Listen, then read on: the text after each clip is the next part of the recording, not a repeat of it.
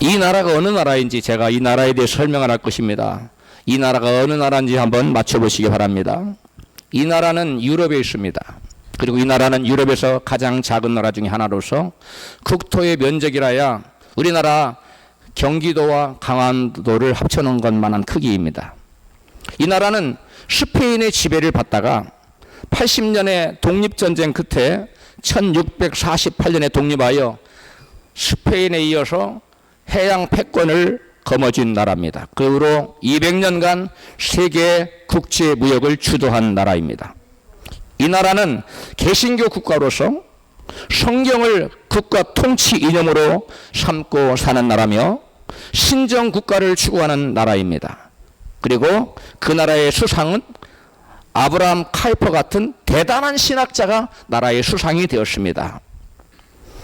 중국 중앙방송은 스페인, 포르투갈에 이어서 이 나라를 소개하고 그 다음에 영국, 프랑스, 독일, 일본, 러시아, 미국 순으로 세계 패권 국가의 역사를 역사 다큐로 여러분 방영을 했습니다.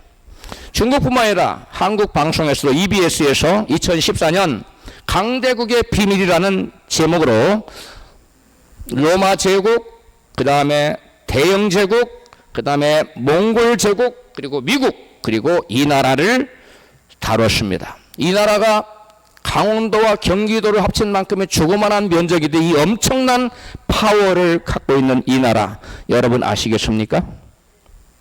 이 나라가 믿음이 뜨거울 때는 패권 국가인 스페인을 물리치고 독립을 거머쥔 다음에 세계 해양 질서를 다스려요.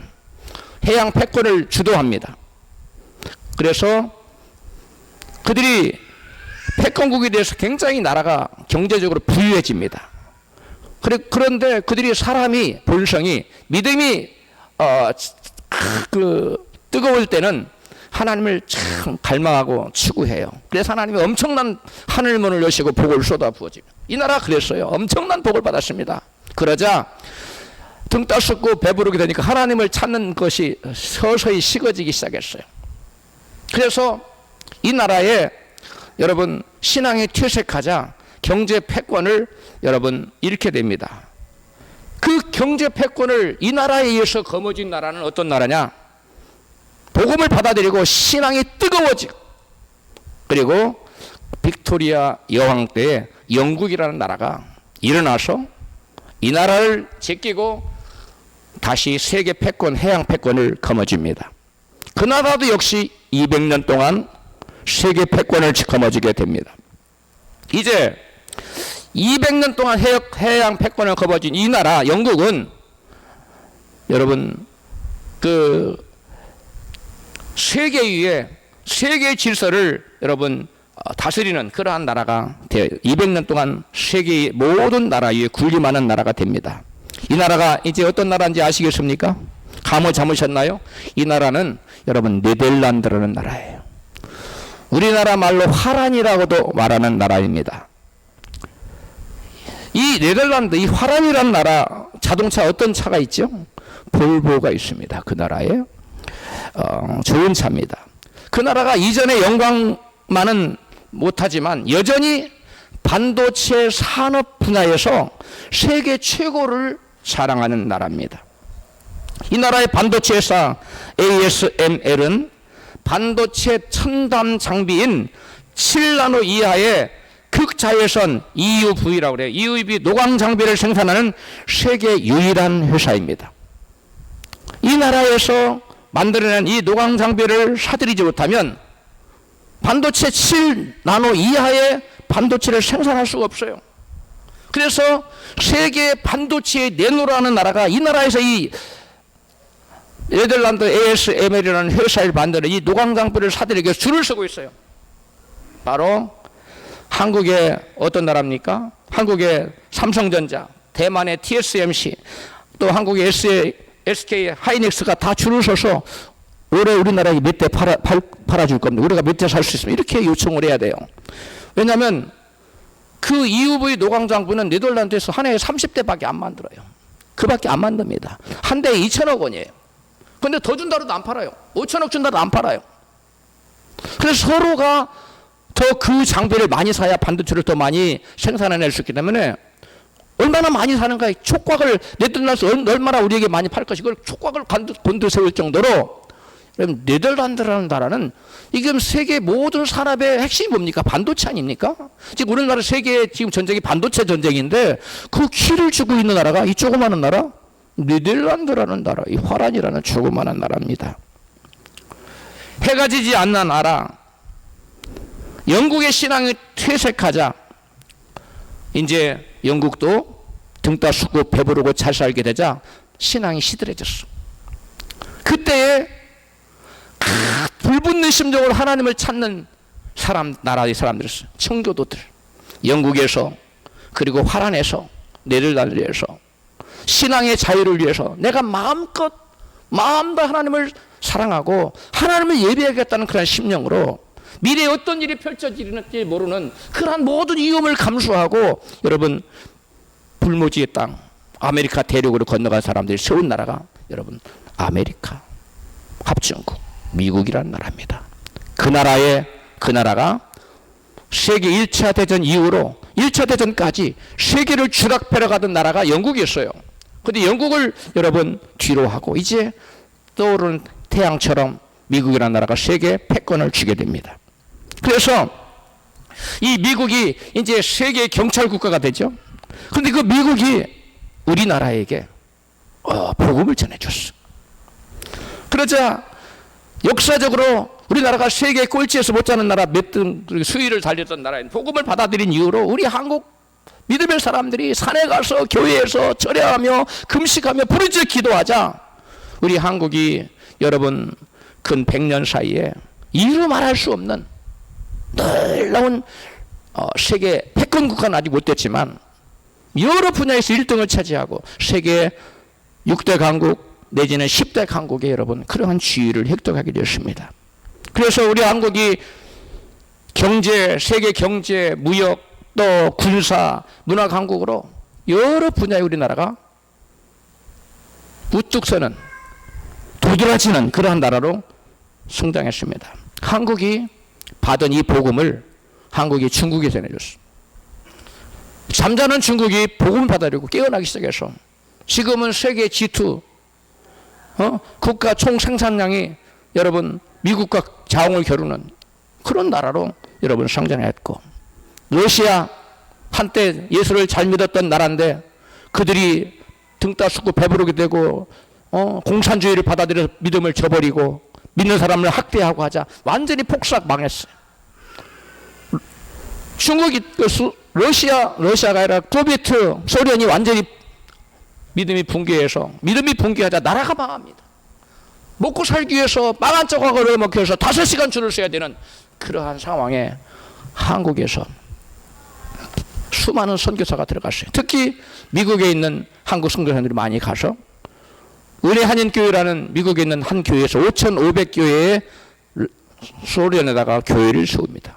기네스북에 올랐습니다. 역사상 전무 아마 후무할 거예요. 한 교회가 5,500교회의 교회를 여러분 소련에 세워주자 그 나라가 그 가난한 가운데서 다시금 경제적으로 다시 일어났어요. 지금 러시아가 경제적으로 전쟁 전까지 상당히 부유해졌습니다.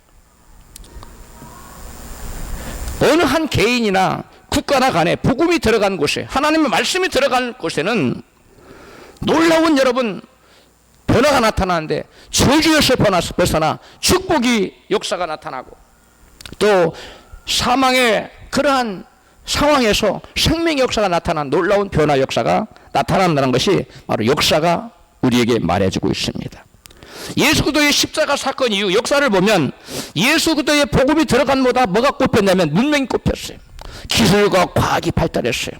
경제가 살아났어요. 그 나라의 국력이 신장했습니다. 놀라운 여러분 변화 역사가 나타났다는 것을 역사는 우리에게 보여주고 있어요. 복음이 들어가는 개인, 가정, 국가마다 어둠이 물러가고 빛이 임하고 저주가 물러가고 축복이 임하고 또 사망이 물러가고 생명 역사가 나타났습니다. 복음을 받아들인다는 말은 곧 예수님을 주님으로 믿는다는 의미인 것입니다. 예수님을 주님으로 믿으면 내 개인의 운명과 가정과 교회와 그리고 나라의 운명이 바뀌는 것입니다. 예수님을 여러분의 주님의 이름으로 주님으로 모시기를 축복합니다. 스페인, 포르투갈, 네덜란드, 영국과 같은 유럽 국가들이 세계 문명을 주도하기 전에, 패권 국가가 되어서 세계 문명을 주도하기 전에 그 나라들의 공통점이 하나 있어요. 유럽 국가들의 공통점. 그것은 그들이 바이킹 국가들이었던 점입니다. 바이킹 국가란 여러분 잘 알겠지만 먹고 살 길이 없으니까 바다에서 해적질해서 먹고 사는 사람들이었다는 것이에요. 그래서 여러분 영화 같은 바이킹 뭐 그런 거 주제로 한 영화가 있잖아요. 바로 영국, 네덜란드, 포르투갈, 스페인 이런 나라들을 주제로 한 거예요. 그게 그 사람들이 도둑대들이었어요, 쉽게 말하면. 그런데 그들이 복음을 받아들고 예수님을 당시 자기들의 주인으로 모시고, 네덜란드 같은 나라는 하나님의 말씀을 통치 이념으로 삼고 신정국가를 추구하고 신학자가 그 나라의 수장이 될 정도로 하나님 말씀으로 그 나라를 이끌어가니까 이 조그마한 주먹만한 나라가 세계를 쥐락펴락하는, 영국 이전에 200년 동안은 네덜란드 세상이었어요, 세상에. 그리고 200년간 영국의 세상이었어요. 지금 미국이 패권을 쥔 지는 100년이 채 안 돼요. 1차 대전 이후니까. 여러분, 이와 같이 한 개인이나 국가나 간에 복음을 받아들인다는 것, 예수님을 내 인생의 주인으로 받아들이고 예수님 말씀을 나의 삶의 기준으로 지침으로 삼고 살아가는 사람에게는 어둠이 물러가고 저주가 떠나가고 빛이 임하고 축복이 임한다는 사실을 믿으시기를 바랍니다. 이것은 역사가 우리에게 증거해 주는 거예요. 역사를 누가 그걸 속입니까? 세계 각국의 기록이 있는데요. 여러분, 그런데 그 해적들이 해안 국가들을 침입해서 뭐 곡식이나 뭐 이런 것들만 침탈해 간 게 아니라 많은 사람들을 잡아갔어요. 그런데 여인네들을 잡아다가 자기들의 아내를 삼았는데 그 여인들이, 잡혀간 여인들이 놀랍게도 크리스찬들이었다는 거예요. 예수 믿는 자매들이었다는 거예요. 이 여인들이 해적들에 붙들려 가서 그 해적들의 아내가 되었는데, 그러면서도 하나님을 원망하기는커녕 원망하지 않고 남편에게 그리스도의 사랑으로 섬기고 순종하고 또 낳은 자녀들을 믿음으로 잘 사랑으로 길러냈다는 거예요. 그러자 그들이, 그 남편들이 아내의 그 흑진한 사랑과 순종하는 모습 보고 예수 믿는 사람이 이렇구나. 남편도 잡혀놔서 점점 예수를 믿기 시작하고 자녀도 또 자연히 복음으로 젖을 먹일 때부터 말씀을 가르치니까 자는 다 신앙인으로 자라자 나라가 변화된 거예요. 그래서 유럽의 해양에 있는 모든 유럽 국가들이 다 바이킹 국가들, 해적질했던 국가들이 복음 받아들이는 순서대로 패권 국가가 됩니다. 뭐 어느 나라가 먼저 복음 받아들이냐 해서 말씀으로 그들이 변화된 순서대로 세계를 지배하는 해양 국가를 다스리는 해양 패권 국가가 되는 놀라운 역사가 많아요. 인류 역사는 어느 나라가 패권 국가가 되느냐? 해양권을 쥔 나라가 패권 국가가 돼요.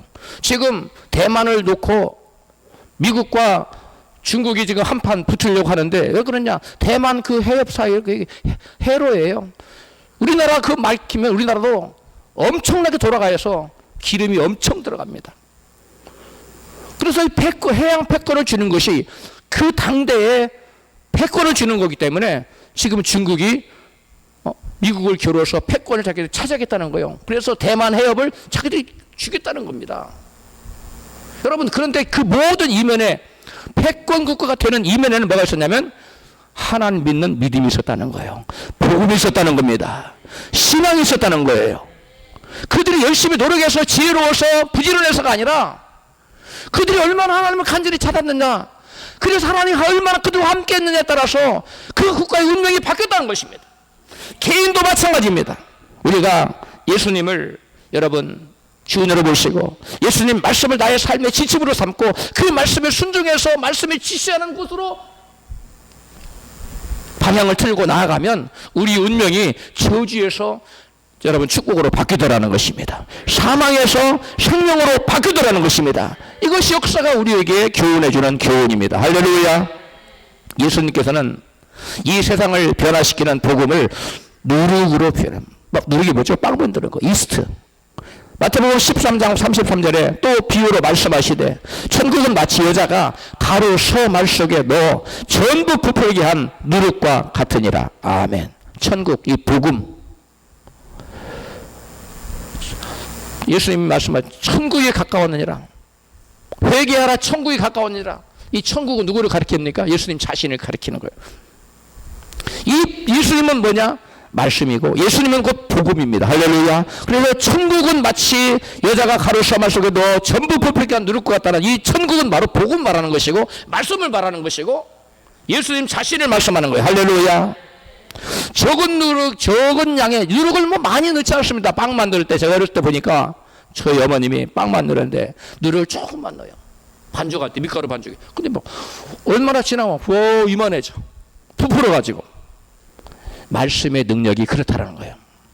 말씀이, 복음의 능력이 우리 안에 들어가, 우리 심령에 조그마한 말씀이 들어가면 이 말씀이 우리의 심령을, 빵을, 그 밀가루 반죽 완전히 부풀게 변화시킨 것처럼 우리의 심령을 변화시키고 우리의 삶을 변화시키고 우리의 가정과 우리의 모든 삶의 환경 가운데 이 말씀 역사에서 놀라운 변화의 역사가 나타난다는 거. 할렐루야. 저주의 역사가 물러가고 여러분 축복이 임하더라는 것입니다.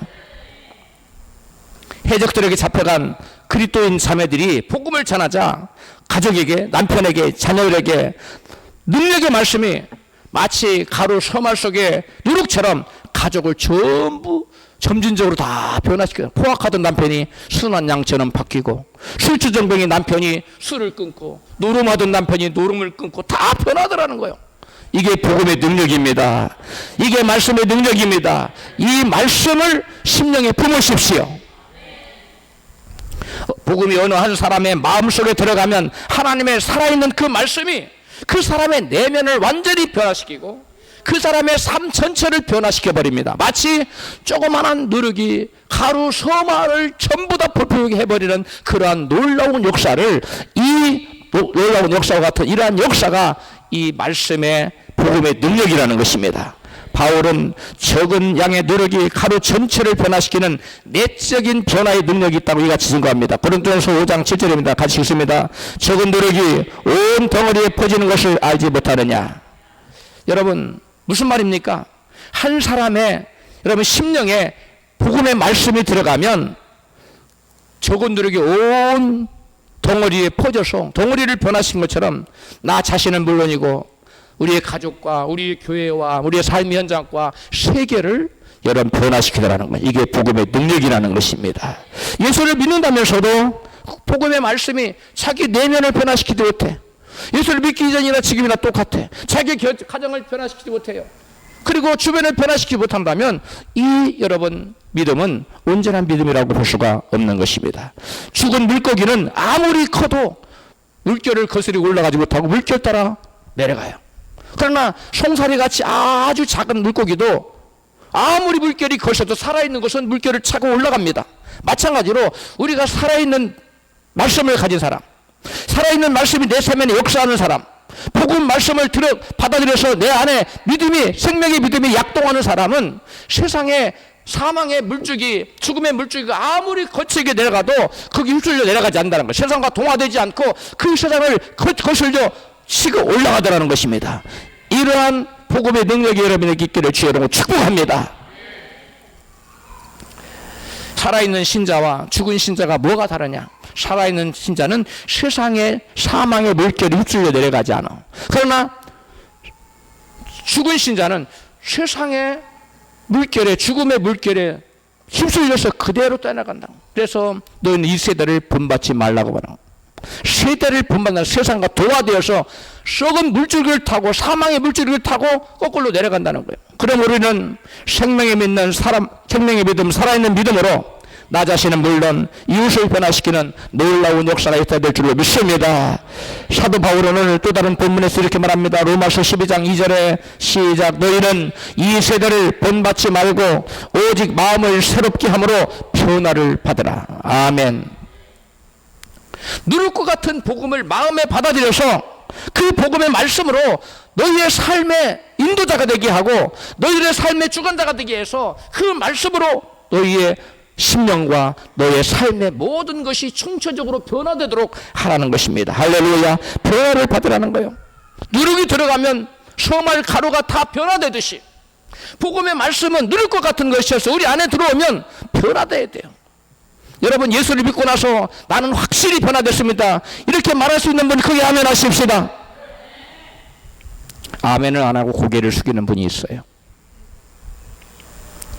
말씀이 들어오면 그 말씀이 나를 총체적으로 토럴리 다 변화시켜야 돼요. 이게 말씀의 능력이고 이게 복음의 능력입니다. 나만 변화되는 것이 아니라 우리 주변의 모든 사람들이 변화된다는 거예요. 마치 로마 원로원 가정의 시집온 자매들이나 해적에게 잡혀온 자매들이 복음의 능력으로 가정과 국가를 변화시켰던 것처럼 말입니다. 복음의 말씀으로 변화되신 자는 부패한 세상에 동화되지 않고 거룩한 삶으로 세상의 소금 역할을 감당합니다. 세상의 썩음을 방지하는 자정 역할을 한다는 거예요. 그래서 죄가 이렇게 흘러가다가 나에게 오면 복음의 말씀을 받아들이는 사람은 이 말씀의 능력을 물리쳐요. 더 이상 나를 패스하지 못하도록 해요. 그래서 더 이상 죄가 전염되지 않아요. 그러나 복음의 능력을 받아들이지 않는, 내 안에 말씀이 없는 사람, 예수님 내 인생의 주인 되지 않은 사람은 그냥 스스럼 없이 받아들여요. 그래서 다른 사람에게 죄를 전염시켜요. 얼마나 다릅니까? 전혀 다른 인생입니다. 믿는 사람은 그 가지고 그 안에 말씀이 있기 때문에 그 말씀의 능력이 여러분 누룩과 같이 자기 자신은 물론이고 가족과 온 사회를 온전히 변화시키는 강력한 힘이 있다는 거예요. 할렐루야. 누룩과 같은 복음이 한 사람 속에 들어가면 성도 개개인은 그 인격과 삶을 온전히 변화시켜 총체적인 변화가 나타납니다. 에즈라 바운즈라는 사람은 세상은 더 좋은 방법을 찾고 있지만 하나님은 변화된 더 좋은 사람을 찾고 있다라는 그런 뜻깊은 말을 했습니다. 사도 바울은 오늘 본문에서 바로 새 사람으로 변화되라고 말합니다. 같이 읽습니다. 에베소 4장 21절부터 시작. 진리가 예수 안에 있는 것 같이 너희가 과연 그에게서 듣고 또한 그 안에서 받아침을 받았을 텐데, 그에게서, 그가 누굽니까? 예수, 주님으로부터, 예수님으로부터 듣고 예수님 말씀을 듣고 또한 그 말씀 안에서 가르침 받았을 텐데, 22절 너희는 유혹의 욕심을 따라 썩어져가는 구습을 쫓는 옛사람을 벗어버리고 오직 심령으로 새롭게 되어 하나님을 따라 의와 진리의 거룩함으로 지으심받은 새 사람을 입으라. 바울은 에베소 교인들에게 심령이 새로워지는 비결을 말합니다. 어떻게 하면 심령이 새로워진다고 바울은 교훈하고 있습니까?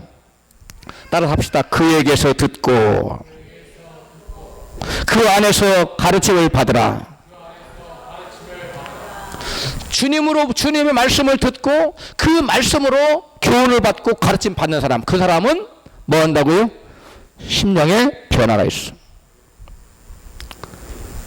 그래서 우리가 말씀을 사모해야 되고 말씀을 주야로 묵상해야 되고 그 말씀을 암송하고 그 말씀을 매일 시인하고 증거해야 될 이유가 그 말씀이 우리 안에 들어와서 우리를 교훈하고 또 우리를 인도해 나갈 때 우리의 삶은 여러분 점진적으로 눈에 보이지 않는데 놀라운 변화 역사가 나타난다는 것입니다. 결코 예수님을 마음속에 받아들이지 않는 사람, 그 안에 생명의 말씀이 없고 그 안에 복음의 능력이 없는 사람은 나는 새 사람으로 변화시키고 싶어, 나는 변화되고 싶어, 아무리 외치고 아무리 노력하고 발버둥을 쳐도 가능할까요? 불가능합니다. 사람을 변화시키는 능력은 오직 복음의 능력뿐인 줄로 믿습니다. 복음의 능력, 이 말씀의 능력 이외에는 그 어떤 것으로도 그 누구도 사람을 변화시킬 수 없어요. 그러나 아무리 포악한 사람도, 아무리 여러분 잘못된 롱웨이로 그랬던 길로 걸어가는 사람도 그 안에 말씀이 떨어지고 그 안에 복음이 임하면 그 말씀이, 그 복음이 빛이기 때문에 그 말씀이, 그 복음이 생명이고 능력이기 때문에 사람들을 변화시키는데 점진적으로 보일락 말락하면서 시간이 지나니까 놀라운 변화가 나타나. 여러분 누룩을 놓으니까 가루 소말이 막 부풀어오는 거 눈에 보이죠? 금방. 응? 그렇지 않아요. 누룩을 넣어놓으면 그것이 부풀어오기까지 뭐가 필요해요? 시간이 필요합니다. 누룩이 들어갔으니까 금방 방에 들어가 5분 만에 왜 안 부풀었지? 그 이상한 사람이에요. 생명의 씨앗을 땅에 심으면 한 30분에 나오죠? 그런 거 없어요. 기다려야 됩니다. 우리 심령의 말씀의 씨앗이 떨어졌습니다. 그러면 많은 사람들이 예수 믿고 그 복음의 능력이 나타나야 됐는데 안 나타난다고 당황하는 사람이 있어요. 그럴 필요 없습니다. 복음의 능력이 들어가면 때가 되면 변화 역사가 나타난다는 사실을 믿으시기 바랍니다. 말씀이 들어가면 복음의 말씀으로 변화된 사람은 어떤 변화가 나타나느냐? 거짓말하지 않고, 에베소 4장 25절 오늘 본문이에요. 분을 내지 않고 26절, 도둑질하지 않습니다. 28절, 음행하지 않아요. 에베소 5장 3절. 모든 착함과 의로움과 진실하고 같은 빛의 열매를 맺어요. 에베소 5장 9절에 주를 기쁘시게 할 것이 무엇인가 하며 내가 어떻게 하면 주님을 기쁘시게 하지? 하면서 주님이 기뻐하실 것을 찾고 추구하며 살아가요. 그런 사람이 바로 복음의 능력이 임한 사람이요, 열매가 나타난 사람이요, 그 사람을 바로 우리는 변화된 사람이요, 믿음의 사람이라고 말합니다. 우리 자유 계신 분에게 인사해요. 복음으로 변화되십시다. 믿는 자가 이처럼 심령이 새롭게 변화되어 인격과 삶의 변화 열매가 나타날 때 비로소 나 자신은 물론이고 세상을 변화시킬 수 있습니다. 초대교회 성도들이 로마 황제를 신으로 숭상하라고 숭배하라고 강요를 당했습니다. 그래서 엄청난 박해를 당했는데 그렇지 않으면 잡아 죽였어요. 감옥에 가두거나. 그러자 로마 초대교회 교인들은 어떻게 했느냐? 초대교회 성도들은 신앙을 지키기 위해서 지하 카타콤으로 들어갔어요. 땅굴을 파고 깊이 도시를 만들었어요. 어떻게 살았는지 모르겠어요. 그런데 그들은 그 지하에서 깜깜한 데 살았어요. 당시 로마는 수많은 정복 전쟁으로 인해서 수많은 청년들이 전쟁터를, 젊은이들이 전쟁터에 나갔습니다. 전쟁터에 나가면 아무리 적어도 1년, 보통 3년, 5년 정복 전쟁하는 현장에서 머물렀어요. 그러자 가정에 파탄이 문제가 생겼어요. 아내들이 바람을 피우기 시작했습니다. 가정에 깨지는 일이 일상다반사가 되었어요. 그런데 그리스도인 여인들을 아내로 둔 가정은 절대 그런 일이 일어나지 않았어요. 바람 피우는 일도 없었고 가정이 깨지는 일이 없었어요. 불륜을 저지르는 일도 없었습니다. 가정을 온전히 지켜냈습니다. 그러한 소문이 로마에 쫙 퍼지기 시작했어. 그 소문을 듣던 로마 원로들이 그리스도인 자매들을 수소문해서 찾아다녀. 그래서 그 자매를 데려다가 며느리를 삼는 일이 로마 당시에 풍습이 될 정도였다고 합니다. 예수 믿는 신실한 자매들이 로마 원로원 수뇌부의 인사의 며느리가 되어서 남편을 잘 섬기고 또 아이들을 신앙으로 잘 길러냈습니다. 그러자 남편들도 점차로 예수를 믿고 자녀들은 신실한 그리스도인이 되어서 로마의 지도급 인사들 대부분이 그리스도인으로 채워지는 놀라운 역사가 나타납니다. 콘스탄티누스 대제가 그전에는 그때 황제들이 로마를 기독교를 박해하고 잡아다 죽였는데 이제는 기독교를 믿어도 좋다 하고 여러분 칙령을 내렸어요. 그리고 나중에는 기독교를 로마 국교로 삼았어요. 그런 배경에는 콘스탄트 대제의 믿음이 좋았던 것도 있었겠지만 로마 정부의 지도층 인사들이 다 누구라고요? 예수 믿는 사람인 거예요. 그래 그들의 도움을 받지 않고는 나라를 운영할 수가 없었어요. 그러자 결국은 로마를 무슨 국가로 만들어버렸다고요? 기독교 국가로 만든 겁니다. 여러분 하나님 말씀에 누룩이 떨어지면 지하의 카타콤에 숨어 살던 자매들을 데려다가 강제로 며느리를 삼고 했는데 그들이 가정을 변화시키고 남편을 변화시키고 자녀들을 변화시키자 결국 기독교 앞에 어느 나라가 무너졌어요? 세계를 호령하는 로마가 무너졌어요. 누룩이 그런 겁니다. 여러분 세상을 우리가 어떠한 정치적인 힘이나 경제적인 힘, 정치적인 또는 권력의 힘으로 세상을 변화시키려고 하면 안 돼요. 우리는 오직 하나님 말씀의 능력으로 세상을 변화시켜야 될 줄로 믿습니다. 세상은 그 어떤 것으로도 변화되지 않아요. 말씀의 능력, 이 복음의 능력만이 나도 변화시키고 가족도 변화시키고 세상을 변화시킬 수가 있는 것입니다. 할렐루야. 또한 예수님은 이 세상을 변화시키는 복음의 말씀을 겨자씨 한 알에 비유했습니다. 마태복음 13장 31절 같이 읽으면 또 비유를 베풀어 가라사대 천국은 마치 사람이 자기 밭에 갖다 심은 겨자씨 한 알 같으니 이는 모든 씨보다 작은 것이로되 자란 후에는 나무보다 커서 나무가 되매 공중의 새들이 와서 그 가지에 깃들이니라. 아멘. 세상을 변화시키는 이 말씀의 능력, 복음의 능력은 처음부터 대단하게 나타나지 않는다는 사실입니다. 겨자씨 같아요. 겨자씨 뿌려놓으면 뭐가 납니까? 보입니까? 흔적도 없습니다. 겨자씨는 그냥 볼려도 쉽게 보기가 어려운데 이 세상을 변화시키는 복음의 능력은 겨자씨 한 알처럼 처음에는 눈에 보일락 말락하게 저게 살아남을까? 이런 아주 그런 것으로 시작. 그런데 거기서부터 아주 작은 변화가 나타나는 것입니다. 많은 초신자들이 복음 받아들이고 예수님을 믿고 나면 금방 자기에게 천국이 임하고 엄청난 축복이 임할 것을 기대하다가 실족하는 사람들이 더러 있습니다. 그러나 천국은 그렇게 갑작스럽게 임하는 것이 아닙니다. 보이지 않게 점진적으로 임하는 것입니다. 가루 소말에 누룩을 넣었다고 해서 이게 금방 20분, 10분, 20분 막 부풀어 나는 것이 아니라 상당한 시간을 필요로 한 거죠. 저녁에 해놓으면 아침에 돼서야 이게 발효가 돼서 부풀어. 마찬가지예요. 복음 말씀 받아도 예수를 믿기 시작하면 말씀이 내 심령에 들어오면 내 심령에서 어둠의 권세를 내쫓기 시작해요. 저주 권세를 내쫓기 시작합니다. 이 말씀의 능력이 누룩처럼 내 안에 있는 사망 권세를 물리치기 시작합니다. 여러분, 이 안에 흙탕물이 가득 있었어요. 생수를 집어넣었어요. 생수를 금방 집어넣었다고 그 물이 금방 하얀 물이 바뀝니까? 아닙니다. 이건 작지만 큰 통이라고 생각해요. 큰 통에 물을 호수로 계속 넣는데 물 조금 넣었다고 그 큰 도라무통에 하나로 가득한 새카만 물이 금방 생수가 되지는 않는 것입니다. 마찬가지로 우리에게 생명의 생수와 같은 말씀의 능력이 복음의 능력이 우리 심령에 떨어질 때 우리가 예수 믿기 전에는 도라무통에 여러분 흙탕물처럼 그런 것으로 어둠으로 가득했어요. 그런데 그것을 몰아내기에는 여러분 샘물이 계속 복음의 생수가 계속 들어와야 돼요. 할렐루야.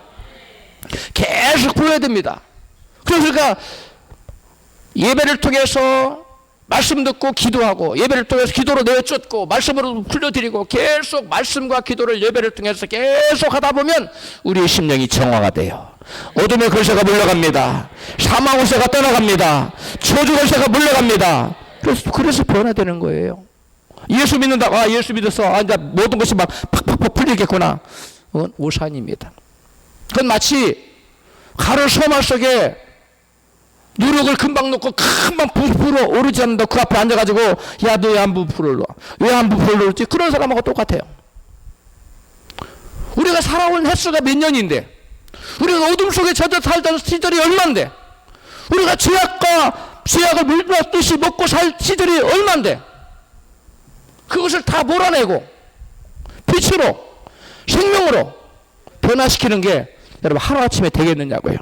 그래서 주님께서는 이 복음을 받아들인 다음에 하는 나라가 금방 임하지 않는다고 이같이 말씀하세요. 마가복음 4장 26절에 시작. 또 가라사대 하나님의 나라는 사람의 씨를 땅에 뿌림과 같으니 저가 밤낮 자고 깨고 하는 중에 씨가 나서 자라되 그 어떻게 된 것을 알지 못하느니라. 땅이 스스로 열매를 맺되 처음에는 싹이요. 잘 들으세요. 처음에는 뭐라고요? 싹. 미비해. 근데 이 처음에는 싹인데 이거 눈에 보이는 사람 싹이 나오기 전에 먼저 뭐가 있어요? 땅속에서 죽어야 돼요. 자기가 죽어야 돼요. 그리고 뿌리를 내립니다. 말씀을 받아들이고 내가 죽지 않으면 나 옛사람이 살아있으면 말씀이 여러분 뿌리를 못 내려요. 내 심령에서. 그래서 싹이 안 올라와요. 그러므로 말씀을 받아들이고 나 옛사람을 말씀 앞에 여러분 굴복시키고 죽이시기를 바랍니다. 나 옛사람을 죽이지 않으면 안 돼. 옛사람의 그대로 알갱이를 가지고 나는 이런 사람이야. 나 건들지 마. 주님 내 뜻대로 살게 해주세요. 주님 제가 부를 때만 나타났어요. 이런 사람은 절대 자기가 죽지 않기 때문에 그 말씀의 씨앗이 여러분 그 심령 안에 생명의 뿌리를 내리지 못해요. 그래서 저와 여러분이 고대하는 싹이 안 나타나는 거예요. 그리고 줄기 이삭이 나타나는데 안 나타나는 거예요. 없는데 뿌리를 못 내렸는데. 그리고 궁극적으로는 열매가 안 나타나는 거예요. 그래서 예수님이 같이 말씀하세요. 처음에는 싹이요, 다음에는 뭐예요? 이삭이요. 그 다음에는 뭐예요? 이삭의 충실한 곡식이니라. 열매, 이삭의 충실. 우리가 원하는 열매는 이러한 단계적인 여러분 점진적인 과정을 거쳐서 나타난다는 거예요. 근데 많은 사람들이 이런 과정, 자기를 부인하고 뿌리를 내리고 그 다음에 싹을 내고 줄기를 내고 이삭을 내고 열매를 맺는 그걸 다 생각해버리고 마지막 열매만을 바라보는 거예요.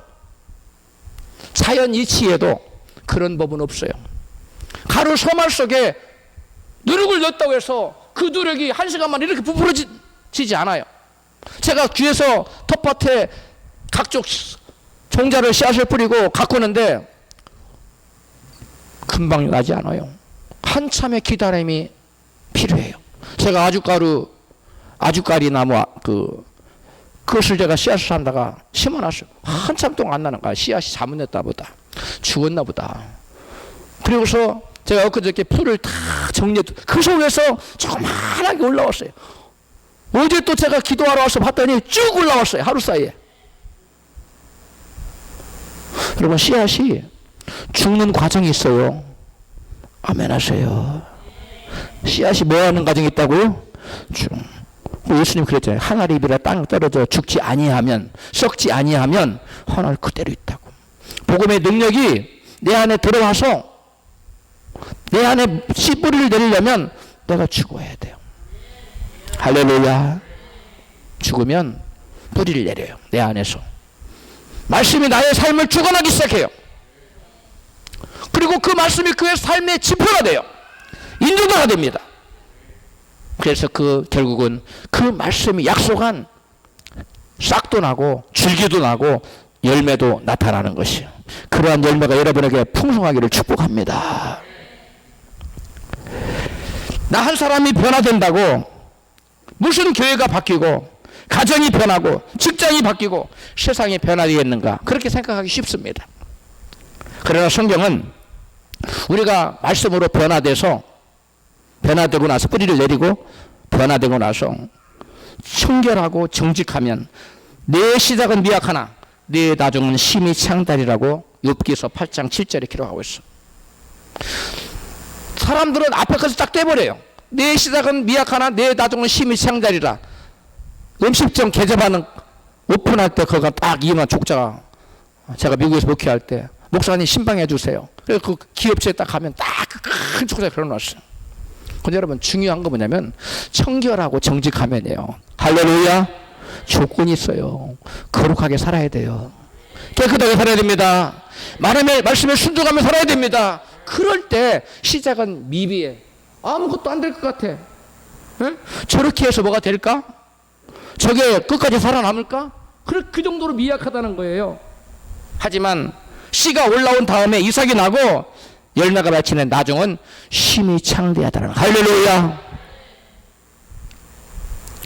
제 동기 목사님이 우리 교회가 여기로 오기 전에 서울에 있을 때 저희 교회를 방문했어요. 그래서 와서 교회를 위해서 기도를 하는데 눈을 감고 눈을 뜰 줄을 몰라. 보통 남의 교회 가서 기도하면 한 1, 2분, 길어야 2, 3분 합니다. 근데 한 10분 정도 눈을 감고 있는 거예요.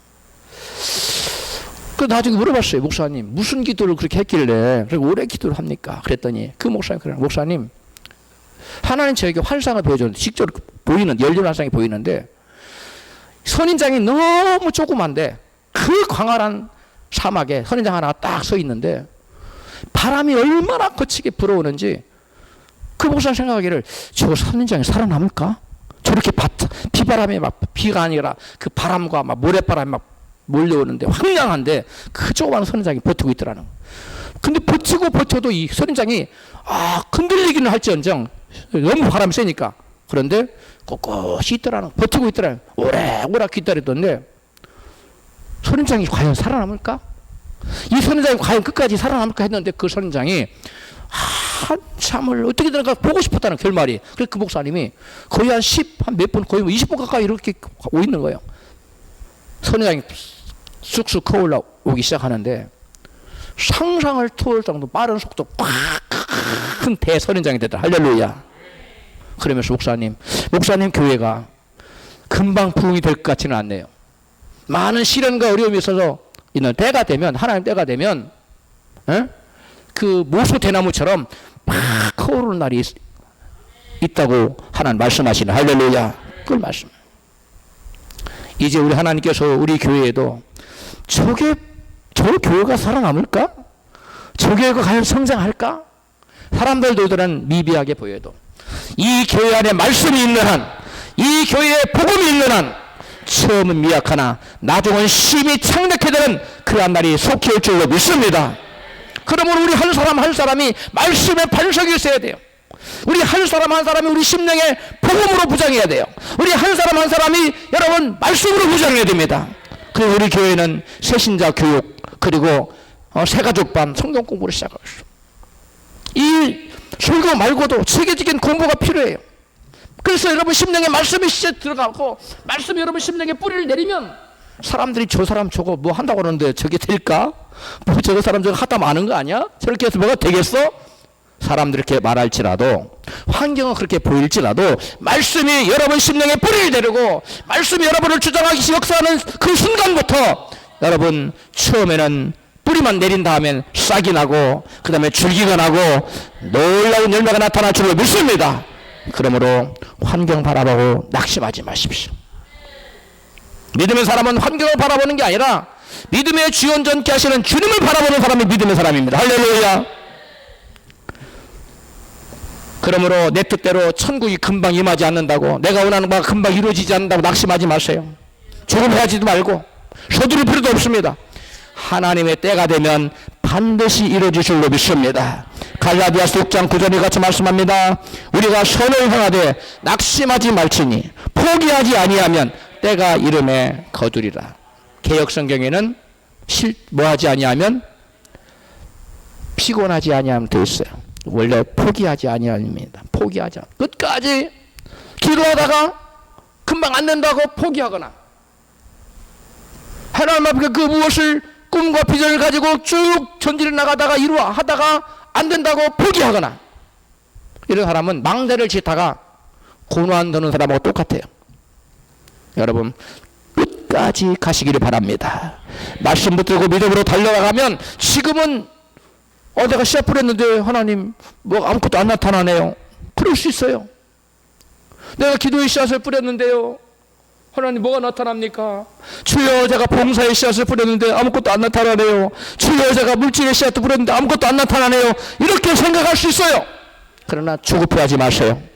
하나님께서 가장 적절한 때에, 가장 여러분 좋은 때에 여러분에게 보상해 줄 줄로 믿습니다. 이 땅에서만 보상해 주는 것이 아니라 영원한 나라에 우리가 생각지도 못하는 놀라운 것으로 채우신다는 사실을 믿으시기를 바랍니다. 제가 두 가지만 간단하게 간증을 하고 마칠게요. 스코틀랜드에 특별할 것 없는 두 분의 목사님이 자기 목회 현장에서 나타났던 그 경험을 이렇게 서로 나눴어요. 한 분이 나는 3년간 목회를 했는데 그 목회하는 동안 진정한 거듭난 사람, 진정한 그리스도인은 딱 한 분밖에 얻지를 못했습니다. 그 사람은 로버트 마펫이라는 청년입니다. 그러니까 그 다른 목회자가 뭐라고 대답했냐면, 저는요 우리 교회에서 커다란 기대를 걸고 한 주간 내내 집회를 했는데 한 사람밖에 얻지 못했습니다. 이렇게 대답했어요. 그러나 수년이 지났습니다. 3년 만에 열매 맺은 거듭난 사람 한 사람, 로버트 마펫은 아프리카 선교의 기초를 얻는 하나님의 위대한 일꾼이 됐어요. 이 선교 역사에 로버트 마펫은 아프리카 선교의 초석을 놓는 사람으로 아주 유명한 사람입니다. 그리고 한 주간의 부흥회에서 얻은 한 청년 리빙스턴, 아마 여러분 리빙스턴 정도는 다 알 거예요. 선교에 대해 잘 몰라도 리빙스턴 하면 선교사로 유명한 사람인데, 이 사람은 아프리카 대륙에 여러분 복음의 불을 지핀 선교의 아버지라고 불리는 사람이에요. 한 주일 내내 집회에서 많은 영혼을 거두려 한 사람, 한 영혼 구했어요. 근데 그 사람이 아프리카의 복음의 불을 지펴버린 사람, 리빙스턴이라는 위대한 인물을 거쳤어요. 3년 동안 목회했는데 진정으로 건너는 사람 한 사람밖에 못 됐는데, 로버트 마펫이라는 사람, 그 한 사람이 여러분 아프리카 선교에 초석을 가는 그러한 위대한 사람들이 되었다는 거예요. 게다시 하나가 작다고 무시해서는 안 되듯이, 비록 한 사람밖에 못 얻었지만 그 한 사람의 헌신으로 수많은 아프리카 사람들이 구원을 받는 놀라운 역사가 나타납니다. 여러분, 영국에 5살 된 한 어린이가 한 페니, 1페니, 우리나라 하면 10원 정도 되는 거예요. 지금 가치로 따지면 옛날 얘기니까 한 100원이나 되려나 1000원이나 되려나, 그걸 지정언급을 했습니다. 이것으로 신약 성경을 사서 인도에 보내달라는 것이었어요. 그냥 웃으며 지나칠 수 있는 아주 적은 금액이었습니다. 그러나 이 어린아이의 생각을 귀하게 여긴 목사님은 자기 돈을 보태서 성경을 구입하여 어린이의 이름을 써서 인도로 보냈습니다. 이 작은 일을 누가 기억하고 있겠습니까? 어린이도 있고 목사님도 잊었습니다. 근데 20년이 지난 후에 그 목사님이 인도의 어느 한 마을을 선교차 방문하게 됐는데, 그 마을에 많은 사람들이 뜻하지 않게 예수를 잘 믿고 있었어요. 그래서 그 교회 리더들과 대화를 나눈 중에 물었어요. 이 교회에 어떻게 해서 복음을 전해지게 됐습니까? 어떻게 해서 많은 사람이 예수를 믿는 계기가 무엇입니까? 이렇게 물었더니 대답하기를, 한 무명 선교사가 그 마을에 와서 복음을 전하고 한 권의 성경을 주고 갔는데 그 성경이 이 마을에 복음의 기초가 되었다는 거예요. 선교사는 가버렸고 성경책도 없으면 뭘로 신앙생활을 하겠어요. 근데 이 성경을 읽고 서로 말씀을 나누며 은혜를 나누며 이렇게 많은 사람들이 동네에 예수를 믿게 되었다는 거예요. 그러면서 그 성경을 이렇게 딱 펼쳐주는 거예요. 그런데 성경 뒷장에 보니까 놀랍게도 20여 년 전에 5살 된 어린이 사인이 기록된 이름이 기록되어 있고 사인이 기록된 성경이 딱 그 성경이었어요. 게다시 하늘 같은 한 사람의 작은 믿음 행동이 뿌리를 내리고 자라서 열매를 맺으면 우리의 상상을 초월할 수 없는 놀라운 결과를 가져온다는 사실을 믿으십시오. 우리가 주일날 제가 청년들에게 단 한 장이라도, 더 많으면 좋지만 전도지 한 장이라도 가서 전해줘라. 이 전도지 한 장이 어떻게 역사할지 누가 아느냐? 내가 전해준 전도지 한 장이, 여러분, 그 CCC의 어떤 그에서 활동하는 분인데 그 사람이 대학 시절에 서울대를 갔어요. 근데 서울대를 학교가 인생의 허물을 느꼈어요. 그래서 방탕하게 됐어요.